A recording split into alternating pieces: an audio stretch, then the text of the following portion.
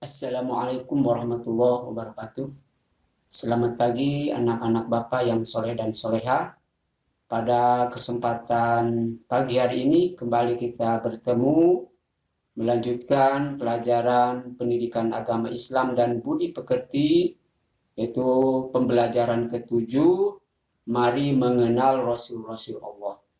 Walaupun anak-anak semua belajar di rumah, Bapak harapkan tetap semangat dan terus menghafal. Setelah melihat tayangan video pembelajaran ini, Bapak harapkan siswa dapat memahami makna Rasul Allah Subhanahu wa taala. Yang kedua, meyakini keberadaan Rasul Allah dan Rasulul Azmi. Yang ketiganya, mampu memahami sifat wajib dan sifat mustahil bagi Rasul. Untuk lebih jelasnya, perhatikan tayangan video pembelajaran berikut ini. Assalamualaikum warahmatullahi wabarakatuh. Selamat pagi anak-anak semua yang soleh dan soleha. Pada kesempatan pagi hari ini kita kembali belajar yaitu pendidikan agama Islam dan budi pekerti, yaitu pelajaran 7 tentang mari mengenal Rasul-Rasul Allah. Nah, untuk memulai pelajaran ini, marilah kita sama-sama membaca doa. Bismillahirrahmanirrahim. Raditu billahi robba wa bil islami dina wa bi Muhammadin nabiyyan wa rasula. Rabbi zidni ilma warzuqni fahma. Amin. Mudah-mudahan pelajaran kita pada kesempatan pagi hari ini selalu mendapatkan ridho dan berkah dari Allah Subhanahu wa taala, ilmu kita bertambah dan juga pemahaman kita ditambah oleh Allah Subhanahu wa taala. Ya, pada pagi hari ini kita akan membahas tentang Nabi dan Rasul. Apa makna Nabi? Apa makna Nabi dan Rasul itu? Di sini ada pengertian menurut bahasa dan menurut istilah. Nabi berasal dari bahasa Arab, yaitu dari kata naba yang artinya menceritakan.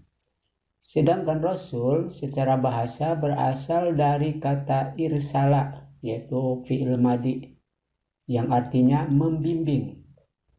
Sedangkan definisi secara syar'i yang masyhur, Nabi adalah orang yang mendapatkan wahyu namun tidak diperintahkan untuk menyampaikan.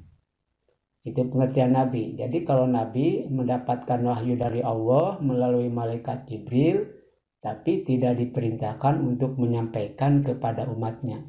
Sedangkan Rasul adalah orang yang mendapatkan wahyu dalam syariat dan diperintahkan untuk menyampaikan kepada umatnya. Nah, itulah pengertian Nabi dan Rasul menurut bahasa dan menurut istilah.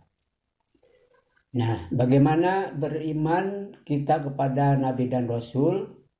Bahwa beriman kepada Nabi dan Rasul ini adalah termasuk rukun iman. Iman yang keempat, amantu billahi wa malaikati wa kutubihi wa rusulihi, iman kepada para Rasul Allah. Bagaimana caranya? Pertama, kita mengimani, mempercayai bahwa Allah benar-benar mengutus para nabi dan rasul. Walaupun kita tidak melihat secara langsung, kita harus mengimani, mengiktikadkan di dalam hati kita bahwa Allah benar-benar mengutus para nabi dan rasul. Yang kedua, mengimani nama-nama nabi dan rasul. Yang ketiganya, membenarkan berita-berita yang sahih atau yang benar daripada nabi, dari para nabi dan rasul. Yang keempatnya adalah mengamalkan syariat nabi di mana nabi diutus kepada kita. Nah, pada poin keempat ini kita sekarang yaitu mengamalkan syariat nabi kita, yaitu Nabi Muhammad SAW. Selanjutnya adalah ini ayat Al-Quran yang menjelaskan tentang itu keimanan kita kepada para nabi dan rasul. Ini ada di Quran surat Al-Fat ayat 10. Mari kita bersama-sama baca.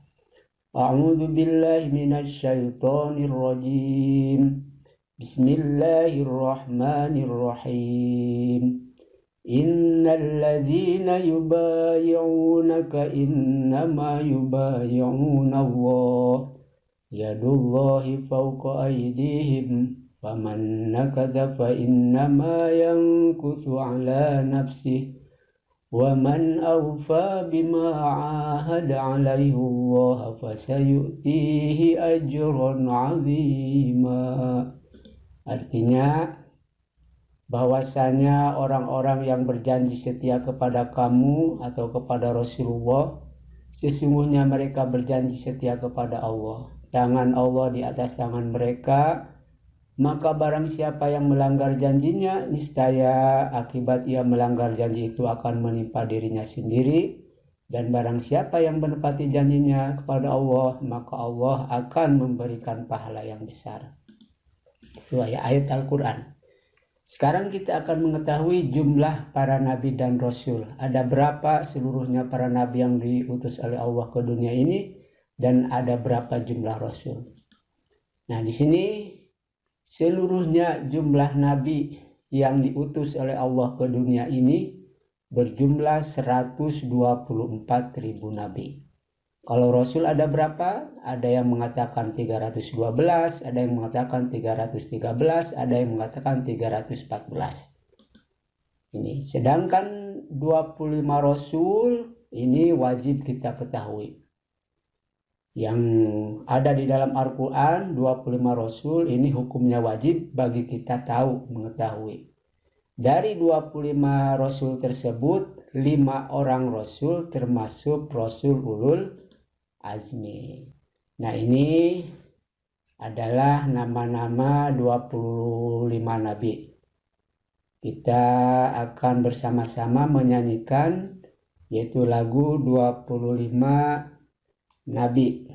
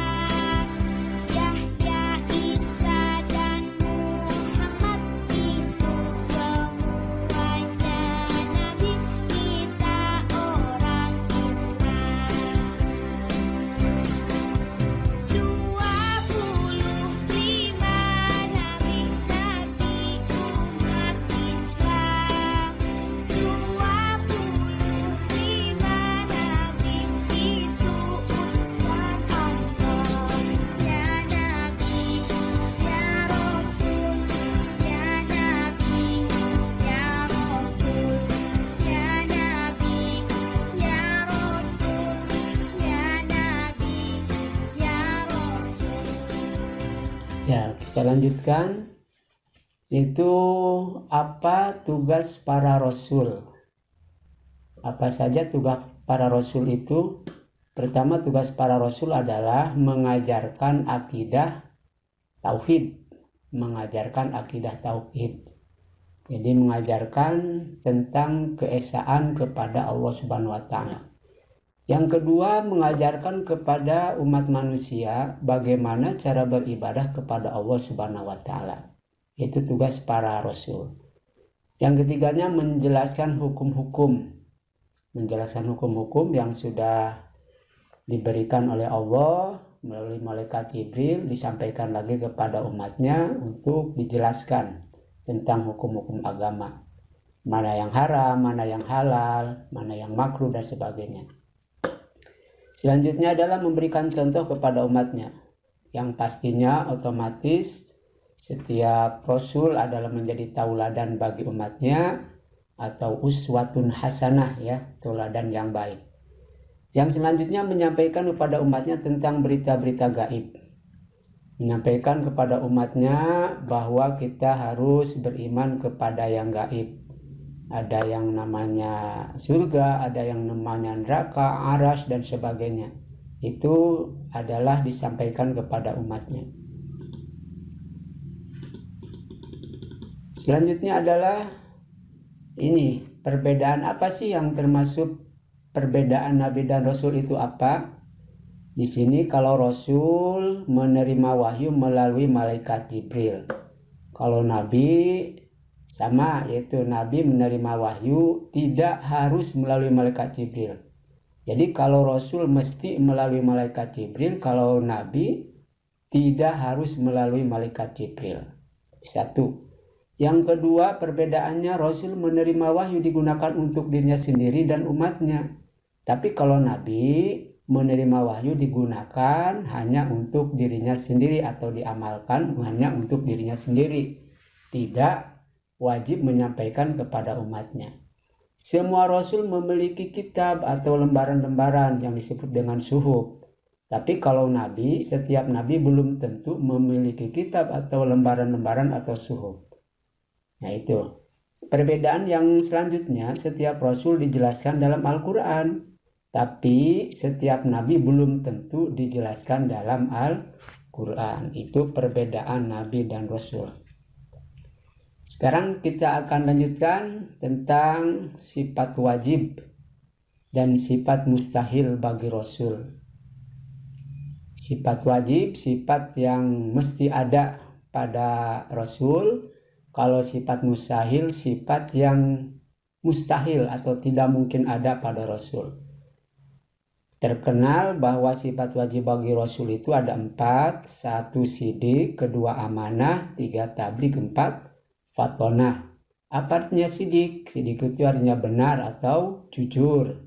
Yang kedua amanah, artinya dapat dipercaya. Yang ketiga tabligh, menyampaikan. Yang keempat fatonah, cerdas atau pandai.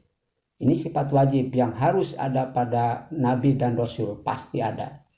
Sedangkan sifat mustahil, sifat yang tidak mungkin ada pada Rasul, kidzib.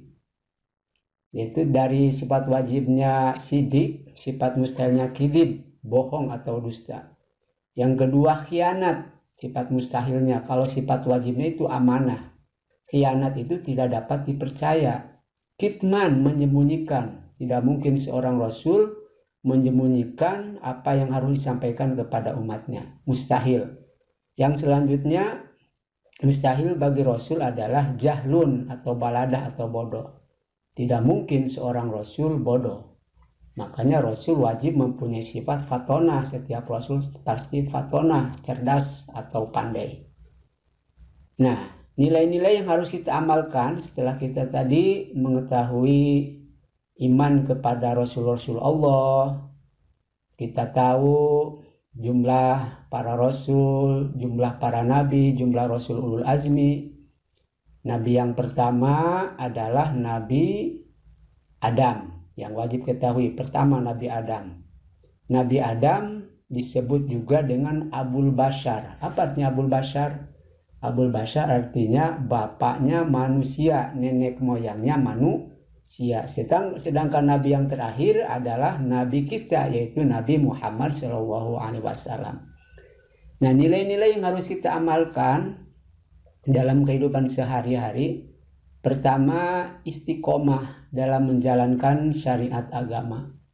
Kedua, tabah dan sabar dalam menghadapi musibah. Ketiganya, selalu optimis dan tidak pernah putus asa, peduli terhadap kaum du'afa, peduli kepada kaum-kaum yang lemah. Selalu melaksanakan ibadah-ibadah sunnah. Itu nilai-nilai yang harus kita amalkan. Kita selalu melaksanakan ibadah-ibadah sunnah. Selanjutnya adalah ini pada pertemuan akhir Bapak akan memberikan tugas, yaitu pertanyaan. Jawablah pertanyaan di bawah ini dengan benar. Ada 5 soal. Yang pertama, sebutkan pengertian Rasul menurut istilah. Tadi sudah disampaikan. Yang kedua, ada berapa jumlah Rasul yang wajib kita ketahui. Nomor tiganya, sebutkan sifat wajib bagi Rasul berikut artinya. Yang keempat, sebutkan 2 di antara tugas Nabi dan Rasul. Yang terakhir, yang nomor 5, sebutkan seorang Nabi yang bergelar Abul Bashar. Ya, mungkin itulah pembelajaran kita kali ini. Marilah kita tutup semua dengan sama-sama membaca doa. Bismillahirrahmanirrahim. Allahumma inni astaudi'uka ma 'allamtanihi fardudhu ilayya inda hajati wa la tansanihi ya rabbal alamin. Ya Allah, sesungguhnya aku titipkan kepadamu apa yang telah Engkau ajarkan kepadaku, maka kembalikanlah dia kepadaku di saat aku membutuhkannya. Jangan Engkau buat aku lupa kepadanya, wahai Tuhan pemelihara alam. Amin ya robbal alamin.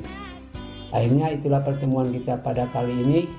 Bapak akhiri dengan Assalamualaikum warahmatullahi wabarakatuh.